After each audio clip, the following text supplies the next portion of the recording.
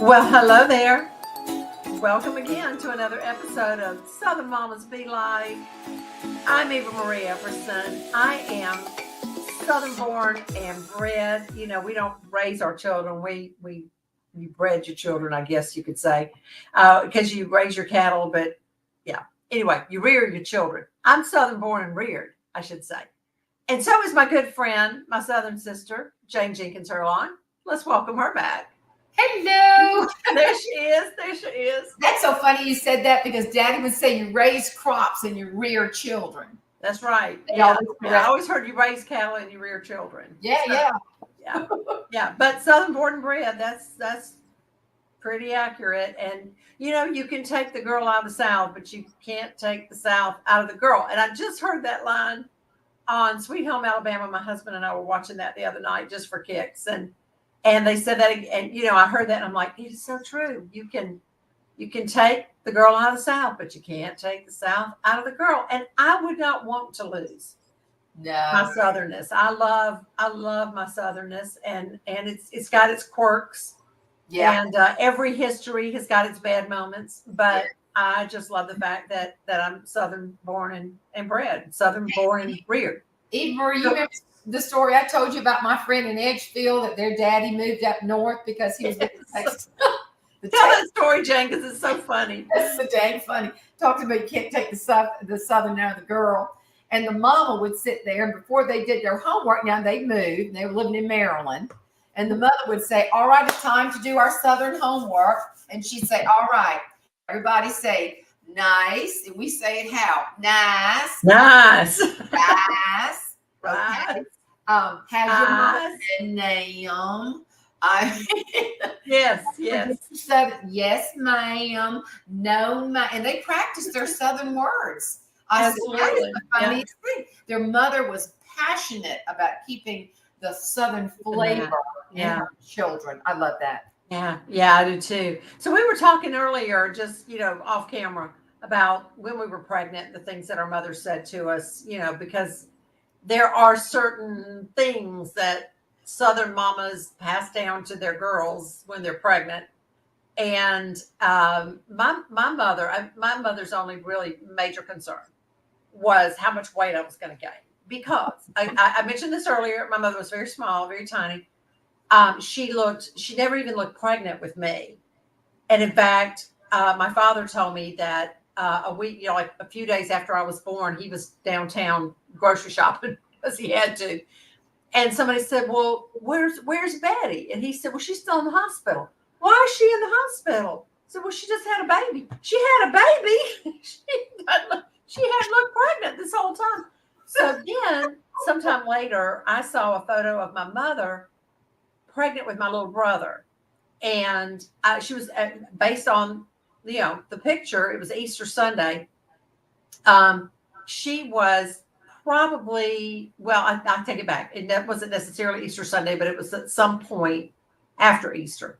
But looking at the date, she was about 8 months pregnant. And she had her arms folded like this, and I'm standing right in front of her.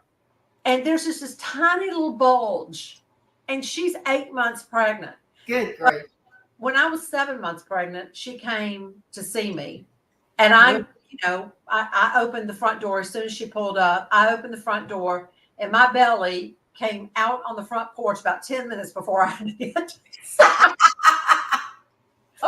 she said, does your doctor know how much weight you gained? I'm like, well, yeah, he's pretty much aware, you know.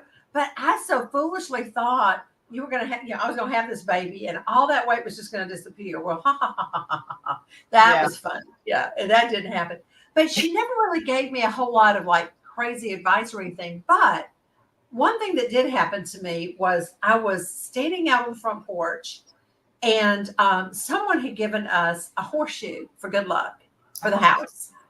And I decided that I was going to hang it up over the front door. And of course, you know, you have to hang it up, you know, like this. So all of the luck pours in. If you do it like this, all the luck in your house will pour out. I don't know if that's a Southern thing or not, but so I got this big step stool, and I just climbed up there, and I'm hammering away. And all of a sudden, this car passing by, comes shrieking to a stop and backs up. And this woman is sitting there and she said, honey, don't you know that if you hold your arms up like that, the umbilical cord's going to get wrapped around your baby's head? I was like, I just don't think we were designed like that. You know, and I was like, oh, thank you, ma'am. Oh yeah, women will not hesitate to give advice. Solicit. No, not the South they won't. You got a drive-by piece of advice. Yes, I got drive-by advice. Yes, I did. Yeah. What about you? Oh, listen. Now, I talk about Tootsie, who was my other mama. Uh-huh. And she spoke Gullah and she was very funny. But these two were like peas and carrots, Florida and Florida and what was it, Maud and Florida. I get Bert and Ernie, Ethel, Lucy. Yeah. And so I remember that we had an old house and we do have little furry guests at times. I couldn't stand up just the quickness of a mouse, And I was very pregnant with my first, with Holmes. And I opened the pantry door and this mouse just leaps out and I grab myself. Of course, I had to call Mama and Tootsie and tell them. And the first thing was, Mom said, you did what? Did you touch yourself? And I said, probably. And Tootsie grabbed the phone and said, you didn't touch yourself. Did you, girl? Like that. And I said, I probably did. And Tootsie said, oh, that baby gonna be marked. Mama said, and Mama said, that's right. You have marked the baby. The baby is now marked. I thought, what is this? Some kind of gross, stupid, ritual from good grief. What are y'all talking about? Whoever. Like, you can't touch yourself when you're pregnant. Well, I had Holmes and Dr. Middlebrooks leaned in and said, he's perfect, except there's a mark on his side. He's got his birthmark.